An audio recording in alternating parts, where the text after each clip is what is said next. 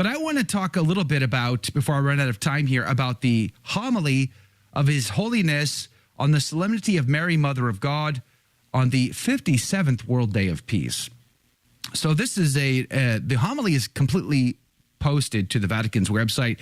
First half of the homily is kind of banal. Let's just be honest. There's nothing really there. It's okay. I don't see any real problem in the first half. It's the second half that gets really spicy. In fact, let me just read this paragraph to you and explain why there's some dust up over this homily that a lot of Catholics are very concerned about today. Quote, "The Church needs Mary in order to recover her own feminine face, to resemble more fully the woman, virgin, and mother, who is her model and perfect image." See Lumen Gentium 63. "To make space for women and to be generative through a pastoral ministry marked by concern and care, patience, and maternal courage." That's like what does that mean exactly? Through pastoral ministry? A lot of Catholics are very concerned about that phrasing because they seem to think, and really it's the group that is promoting female ordination that is happy as all get out over this statement. They believe this is opening the door to, say, permanent female deacons, deaconesses. They think this is leading towards that day. Is that the case? What would he mean exactly by through a pastoral ministry? What's interesting to me is this is something that has been clear to me. I've worked professionally in, let's say, 501c3 Catholic world now for the better part of 20 years. I have personally knocked on every single parish door in at least 7 dioceses, gone door to door. I've been kicked out and put on my butt in a lot of them. And I've seen firsthand these churches are run by women already. In fact, I would argue that there is a lot of concern in a lot of these parishes when a new priest shows up that, the council, the parish secretary, the church lady, whatever term you want to give her, the Karen, however you wish to classify and clarify that, there's a battle that has to ensue, a civil war of sorts, a fight for the soul of the parish. Are they going to let Father come in and just change everything? Or is everything going to remain the way it's always been? And for a lot of new priests, that becomes a real concern, a real struggle, a fight for the soul of the parish, because it is Father who gets to do that. It is Father who gets to run the parish. He is the father of the parish. He needs to father the parish. And yet too often and too many times, it's the parish administrator, the parish secretary that's running the show. And 9 times out of 10, that's a female. So it really does boggle the mind to me, not to diminish the role of women, the women in the world, women in our homes, women in our churches.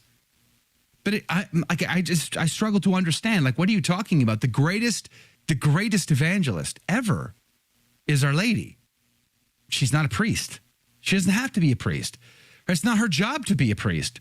Her humility is based on her accepting her role as the Gibirah, as the Kekare Domine, as Theotokos, as the queen of heaven and earth. That was her role. That is the thing she took pause at. That's the one thing that Gabriel said that she took pause. And she had to accept that with humility, which of course she does. She understands what it means. She understands the implications. She knows what to expect. And she embraces her role with humility. We all must embrace our role with humility. I do not get to be the priest of my parish. I do not get to be the bishop of the diocese in which I live. I don't even get to be pope. I get to be backseat quarterback, sort of like commentary guy. I get to have an opinion, but so do you. But I don't get to be pope. Neither do you. Do you see what I'm saying? We have to accept our role in humility. And it seems statements like this continue down this path that seems oblivious to the reality in which we live. Women are, of course, respected. Go ask the late, great Rodney Stark, who was not a Catholic, who sang the praises of the early church that attracted so many women because the contrast between Christianity and paganism was clear, especially for women, which is why they came into the church in droves in those early days and brought their husbands with them.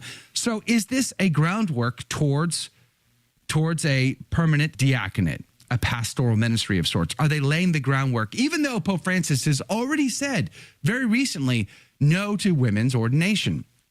Is he being nuanced here? Is he being ambiguous here? Is he leading to greater confusion?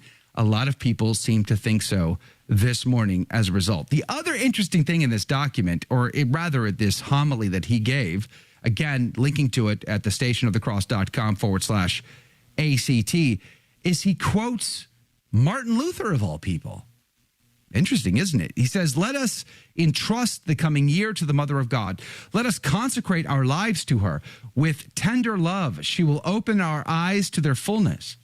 For she will lead us to Jesus, who is himself the fullness of time, of every time, of our own time, of each one of us. Indeed, as was once written, quote, it was not the fullness of time that brought about the sending of the Son of God, but the sending of the Son that brought about the fullness of time. Close quote. See, for instance, Martin Luther.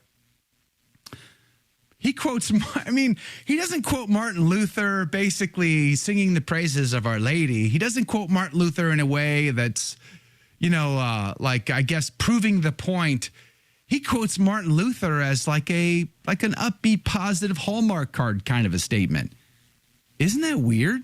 Don't you think that's weird? I think it's weird. I don't have a problem quoting Martin Luther when you're trying to end a debate, right? You're solving a debate. You're saying, this is the church's teaching and this is why we're right. Even Martin Luther agrees that we're right about this. Like, I would get that. I would understand that. I wouldn't have a problem with that. But to use Martin Luther as your happy-go-lucky, feel-good, warm and fuzzy statement, quote, that's just weird. Did you like that video? It's okay. You can admit it. It's perfectly fine. Hey, we cover the big stories of our day, from inside the church to outside the church to all points in between, and we do it from a Catholic perspective. It's called A Catholic Take. It's a radio program Monday through Friday. We live stream it right here on this channel, by the way, so make sure to subscribe, like, and share. We would be very grateful to you. And don't forget, you're going to want to watch this video right here because you don't want to miss anything.